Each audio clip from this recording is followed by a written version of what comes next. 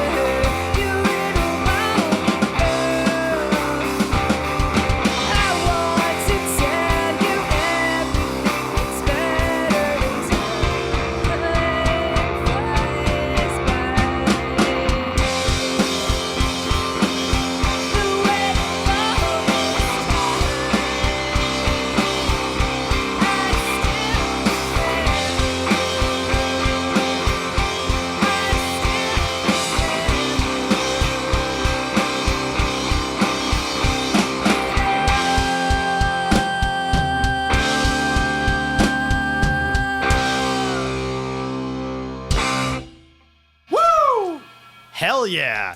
In the first half, just before you played, we were kind of talking about the history of 47 Teeth. Let's talk about the now for you guys. You just put out your latest record, Apologies, I guess a little over a month ago. How did that kind of come to be? It sort of seemed like a surprise to all your fans that, hey, there's a new 47 Teeth record. Holy shit. Yeah, we just spent the whole pandemic writing stuff with no real agenda, and then we wanted to have it for ourselves, for posterity, because we just liked the songs. And then it ended up being like going down to Jesse's dad's studio in their basement and being like, hey, we have 16, 17 songs to record. No big deal. No big deal. And we just gave ourselves like 3 takes max. We just wanted them down and didn't want to strive for perfection or anything. And then we just wanted to share it. Yeah, I don't know. Anything to add? Yeah, no, you said it all. You aced that question. Thanks. Perfect. Well, you touched on the pandemic. I'm just going to ask this without any context. How do we feel about the pandemic? Yay or nay? It's made me, like, really anxious. I'm, like, a socially awkward person now. I'm like, oh, there's people, like, I don't know what to say and I don't know how to act around people now. That's personally, but I don't know. I miss friends. I'm the same way. Like, I've forgotten how to interact with human beings for so long. But I've heard from so many musicians and people in the just any form of arts where the last couple of years they've had a little bit more introspective time, just time to like sit down and play with their art and try to perfect it. I'm trying to avoid the phrase "play with themselves." Now you put that in my head. Now you see it and it's there. But yeah, I was curious about this new record coming out almost 2 years to the day since the pandemic really kicked off, if that really played into the creation of these songs. Definitely. I think we didn't have much to say, really, because there was not much going on. So we went into our past, and that's kind of where this whole theme from the record came from. Fantastic. I also love that the album art for the new album is a version of a photo of the two of you from, 20 years ago? 20 something years like that? ago. That Yeah. is amazing. Was that an accidental find, or was that something you set out and you're like, okay, this has to be the record cover? No, it was kind of accidental. Like, you found it somewhere, like, it stumbled upon it, and we're like, oh, should we use it? And then, like, a good friend of mine who actually did our previous album art and T-shirts, Vicky Norino, I sent it to her, and I was like, what can you do with this? And she sent us back, like, a couple options, and I think we're all like, that one. Yeah. Yeah, I liked that one because it was like, the face is distorted and all this stuff, and it just made me think of, like, how memories distort and how we remember them differently and kind of, in pieces. That's really well said, too. Memories are always, you're not sure if you're remembering it correctly, or if it's just a imagination thing that's kind of coming out of there. Yeah. In the first half of this podcast, when Rob was talking to Anita from Roswell Rehearsals, she was talking about how this is such a great recording space for people who just need space, people who can't record at home, who can't practice at home, who have kids kicking around. And since the last 47 Teeth record, you have had a kid. You've got another one on the way. Anna, how's that changed the everything, I guess? It's changed everything, yeah. We just try and jam when we can, and I think for the first, 6 months of my daughter's life was, the first 6 months of the pandemic, so we didn't even see our parents, really. We didn't get a chance to play music, so when we started jamming again, I think that's why all of this just, burst out from us, because we're so in need. Yeah, we've been holding it all in. Fantastic. Right on. You've been gestating the music, we could say. Yeah, there you go. What are some of your influences or bands that maybe you've even discovered during the pandemic? Because I've noticed over the last few years, there's been a number of bands that remind me in ways of 47 Teeth that have kind of started to blow up and get bigger on the scene. Bands like Charlie Bliss or Sincere Engineer or Illuminati Hotties. I don't even know if I'm going down the right pathway if you guys don't consider those bands similar to your own sound, but what are you guys listening to these days? What are you listening to? I guess a lot of nothing. I have one band. They're called Dogleg. I don't really know much about them, but They're actually pretty good. It's like one of those albums that I've put on like more than once, which is good because I think a lot of the times I cycle through music really quickly. I'll find an album and I'll be like, oh, this is like so good. I love it. I'll forget what it's called and like never try to figure it out. So like Dogleg has been one of those bands that I'm like, oh, okay, I'll keep listening. Yeah, I feel like my music taste is really varied. I really like this band Golfer from Montreal. And I feel like I don't listen to a lot of music these days that like resembles us all that much. I really like Eider. I don't know if you've heard of them. They're like pop synth stuff. What's all the children's music you've been listening to? Oh God, seriously! It's just been Blippi on repeat forever ad nauseum. That's why I just wanted to hear you say that. I could sing you the dinosaur song for days. Well, dinosaur song or not, do you have one more in you?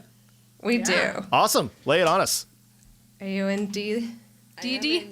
I am in D. Awesome.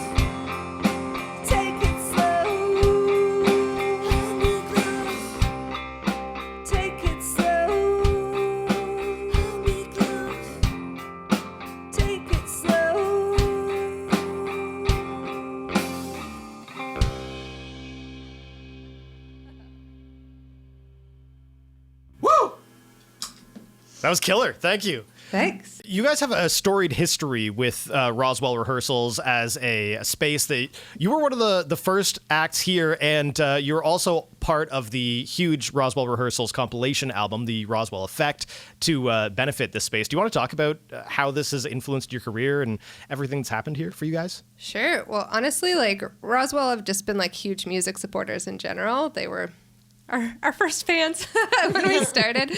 But honestly, there was just a huge need in Kingston. There was nowhere to jam. There was like some really crappy place on Rito that you had to watch where you stepped or else you'd fall through the ceiling, basically. So it filled a need, and they're just really positive people and love music. So yeah, we started out like I don't even know where we were jamming beforehand that we even came here. I think we were at Jesse's dad's. Really? Like we did like 2 or 3 jams there, and then Oh yeah, the first couple. I got it. yeah. I love any story that goes the first couple and then you trail off. There's got to be something that happened there. That's where the boot came in. Yes, it's true. There was this is a stupid story. This has nothing to do with Roswell. There was a random boot that somehow followed us down to the jam space, and we decided to make it our mascot. So that's why it says PTB on Anna's guitar. Praise the boot. Praise the boot. I was trying to figure out. I could figure the boot, but the P. No, but back to Roswell. When Anita asked if we wanted to, throw a track into the compilation, it was like, of course, like they've done so much for us in terms of doing sound, borrowing gear. Like they've always been there. Yeah, and like they're great. We signed the wall. I drew a mosquito. And you were the first band to sign the wall. Is that correct? I believe so. Yeah, I think I'm we're gonna the take first. that claim to fame. No, we were. Trendsetters. Amazing. Thank you so much for coming in and doing this with us today. Awesome. Thank you for having us. And a huge thank you to Roswell Rehearsals for this fantastic space, for making this feel like Audio Tree. This is the coolest thing I've ever done. Thank you, Roswell. Support Roswell, everybody.